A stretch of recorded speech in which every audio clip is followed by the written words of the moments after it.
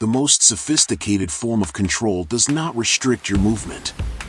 It makes you question whether your perception of reality is accurate.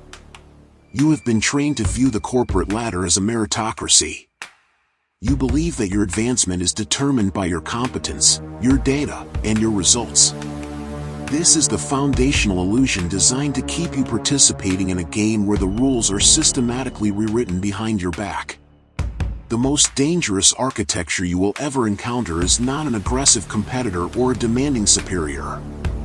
It is an institution that quietly, systematically dismantles your psychological anchors until you become entirely dependent on its narrative for your survival.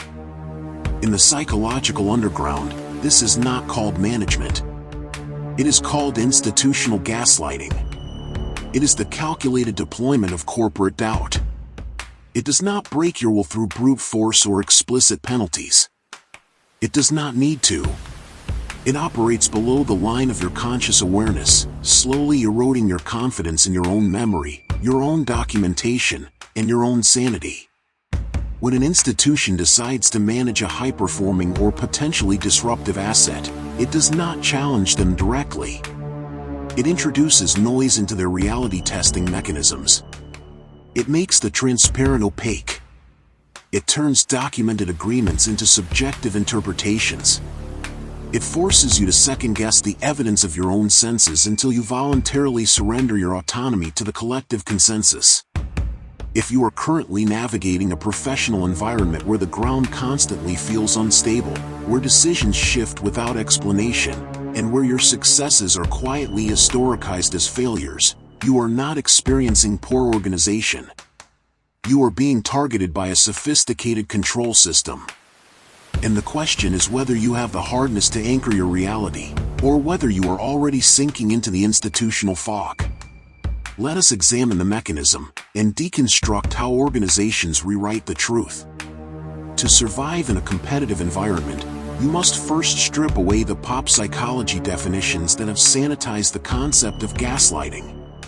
The common public narrative treats gaslighting as an erratic, emotional pathology found exclusively in toxic personal relationships. They imagine a dramatic villain who tells blatant, easily disprovable lies out of malicious insecurity. This is a naive and highly dangerous misunderstanding. In the arena of elite power, gaslighting is not a personal emotional defect.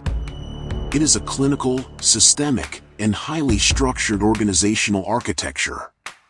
It is deployed not by panicked individuals, but by calm, sophisticated human resource departments, legal teams, and executive structures to protect the stability of the institution against internal friction. Institutional gaslighting is the systematic manufacturing of cognitive discrepancy. It is the deliberate rewrite of history to shield power structures from accountability, liability, or disruption. An individual leader or an entire corporate hierarchy does not need to look you in the eye and tell you a massive lie. That creates a clean target for resistance. Instead, the institution utilizes the weight of its collective consensus to reframe reality. When a commitment regarding your compensation, your trajectory, or your operational authority is violated, the organization does not deny the conversation occurred. They deny your interpretation of the conversation. They use the language of corporate nuance. They tell you that you lack the broader context. They suggest that your recollection, while passionate, is missing the strategic shifts that occurred behind closed doors. They reframe your insistence on documented facts as an emotional overreaction, a lack of cultural alignment, or an inability to operate in an agile environment. This is the shift from direct opposition to psychological destabilization. The organization does not fight your data, it attacks your processing unit. It shifts the focus of the crisis from the institution's breach of trust to your cognitive competence. By making the boundary between objective truth and institutional narrative completely fluid, the organization ensures that it can never be held accountable, because the metric of truth is something it completely owns. The reason this architecture operates with such devastating efficiency on the corporate population is not because the targets are weak. It is because the specific mechanics of institutional gaslighting are engineered to exploit the natural biological vulnerabilities of high-performing, highly intelligent individuals. The first step in the protocol is the systematic isolation of the target from external validation networks. The institution does not do this by locking doors. It does it through the enforcement of professional confidentiality, corporate silos, and cultural compliance. You are told that discussing internal operational friction with peers is a violation of policy, a sign of disloyalty, or gossip that damages team morale. By restricting your communication channels, the organization effectively cuts off your reality anchors. You are left alone in a vacuum with the institution's version of events. The second step is the weaponization of the corporate timeline. Decisions are made in informal, undocumented corridors, but the execution is demanded with formal precision. When an initiative fails due to structural flaws that you explicitly flagged, the institution performs an archive rewrite. The warnings you put in emails are recategorized as pessimism or a failure to secure buy-in. The lack of resources you documented is reframed as your personal inability to manage scope. The third and most destructive step is the introduction of the consensus filter. When you attempt to verify your reality by challenging the narrative in a formal setting, you are met with a united, orchestrated wall of institutional agreement. Your peers, motivated by their own economic survival and fear of isolation, will nod along with the executive interpretation. When 5 senior figures, backed by the official documentation of the Human Resources Department, tell you that a meeting went a certain way, your brain faces an evolutionary crisis. The human brain is an editing machine designed to maintain social safety. It is neurologically expensive to exist as a single dissenting voice against the group consensus. Under sustained pressure, your brain begins to resolve the intolerable cognitive dissonance by editing your own memories. You begin to ask yourself if you were indeed too aggressive, if you misread the tone, if you forgot a critical email. This is the exact moment the trap closes. The institution has not just controlled your behavior, it has recruited your own intellect to perform the censorship for them. You have internalized the institutional fog. Do not look for this phenomenon in abstract theories. It is thoroughly documented in the public autopsies of the world's most sophisticated organizations, where the preservation of power required the systematic destruction of individual sanity. Consider the internal operations of the multinational banking giant Wells Fargo during the phantom accounts crisis. The executive leadership established mathematically impossible sales quotas for their retail banking employees. To meet these targets and avoid immediate termination, frontline workers were forced to opening millions of unauthorized accounts for unwitting customers. When ethical employees attempted to utilize the internal corporate hotlines, the very mechanisms publicly advertised as safety nets for whistleblowers, to report the systemic fraud, the institutional gaslighting engine was activated immediately. The organization did not investigate the fraud, they investigated the reporters. Human Resources departments systematically targeted the whistleblowers by rewriting their performance evaluations. Employees who had been top tier for years suddenly found themselves documented as underperforming, unstable, or lacking basic communication skills. Minor, irrelevant errors were blown up into formal disciplinary records. The institution looked at these individuals and told them, through a mountain of official paperwork, that their stress was a personal competency failure, not a structural consequence of systemic corruption. The psychological pressure was so intense that multiple whistleblowers suffered severe mental collapses, doubting their own moral judgment and professional capabilities, before the federal regulators finally exposed the truth that the institution had been covering up for years. Look at the space tech sector. Look at the documented cultural reports surrounding companies like SpaceX during their early, high-velocity phases. Engineers who raised critical safety or structural concerns regarding launch timelines were frequently subjected to a cultural reframing. Their technical caution was not analyzed on its engineering merits, it was weaponized against their identity.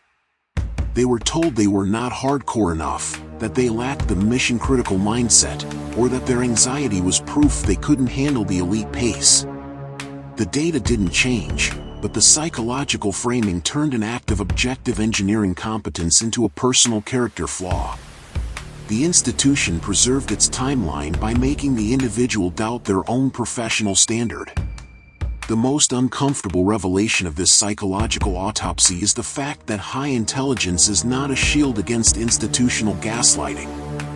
In many competitive domains, high cognitive capacity is the primary vulnerability the manipulator exploits.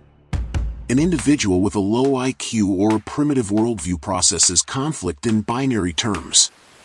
They look at a discrepancy and see a direct lie. They dig in their heels. They lack the mental flexibility to construct elaborate alternative explanations for why someone is mistreating them. Intelligent people possess a highly developed capacity for nuance, self-reflection, and perspective-taking. They are trained to look at a problem and ask, "How could I be wrong here? What variables am I missing?" When an institution presents a sophisticated, highly articulated alternative narrative wrapped in corporate vocabulary, the intelligent mind does not reject it out of hand. It processes it. It attempts to integrate it. The smarter you are, the more complex, elaborate, and creative the rationalizations you can build to explain away the institution's contradictions. You will use your intelligence to build a bridge for your abusers. You will tell yourself that your manager is under immense pressure from the board, that the company's sudden pivot is a brilliant macroeconomic move you don't fully understand, or that your sudden exclusion from key projects is a test of your strategic patience. The institution counts on this intellectual overprocessing. It throws contradictions at you like chaff, knowing that your brain will spend its valuable cognitive energy trying to solve the puzzle rather than identifying the hand that created it. Furthermore, intelligent people are frequently hyper-vulnerable to the credential trap. They have spent their entire lives securing validation through official systems, elite universities, prestigious titles, corporate rankings. They have a deep, subconscious respect for institutional authority. When an organization with a multi-billion-dollar valuation and a prestigious brand tells an intelligent person that their performance is slipping or that their perception is flawed, the individual's identity fractures. They cannot conceive that an entity so large, so professional, and so verified could be engaged in primitive psychological warfare. They assume the defect must lie within themselves, and their own high intelligence becomes the cell that locks them in. To survive in an environment that operates on these dark mechanics, you cannot rely on emotional resilience or motivational platitudes. An institution is a cold, immortal machine. You cannot defeat it by having a positive attitude. You must build a clinical, unyielding defense architecture based entirely on strategic reality anchors. The first rule of survival is the absolute termination of undocumented verbal reliance. In a gaslighting environment, a conversation that is not preserved in writing did not happen. Every meeting, every casual corridor alignment, every performance review feedback loop must be followed by a cold, matter-of-fact summary email. You do not write these emails with emotion or accusation. Aggression invites the institution to label you as difficult. You write them as clinical logs. Per our conversation at 10 a.m., we have agreed to the following shift in scope, and you have confirmed that the resources will be allocated by Friday. You create an unbroken, external paper trail. This is not for your daily comfort. It is to provide your brain with an objective, historical mirror that the institution cannot distort without committing explicit fraud. The second rule is the cultivation of reality anchors entirely outside the corporate ecosystem. You must maintain deep, unmanaged relationships with people who do not depend on your company for their mortgage, their status, or their network. These individuals serve as your psychological control group. When the institution tells you that your boundaries are an indication of poor teamwork, your external anchors remind you what a healthy human interaction looks like. They prevent your baseline of normality from being slowly lowered by the institutional temperature. The third and most critical rule is the absolute detachment of your identity from the institutional matrix. You must stop looking to your company for your sense of moral or intellectual validity. Treat the organization exactly as it treats you, as a highly transactional utility vehicle. When you notice the language of corporate gaslighting appearing in your reviews, when your specific data is met with vague characterizations like perceived as unaligned, do not waste a single spark of cognitive energy trying to convince them otherwise. Recognize the signal for what it is. The machine is executing a management protocol on you. Maintain your cold composure. Collect your data. Anchor your reality. And begin quietly mapping your exit toward an environment where your competence is an asset, not a threat to the architecture of power. The relationship in your life that you are most certain is healthy, whether it is with your employer, your industry, or your immediate network. When did you last test that certainty against evidence that you did not selectively gather?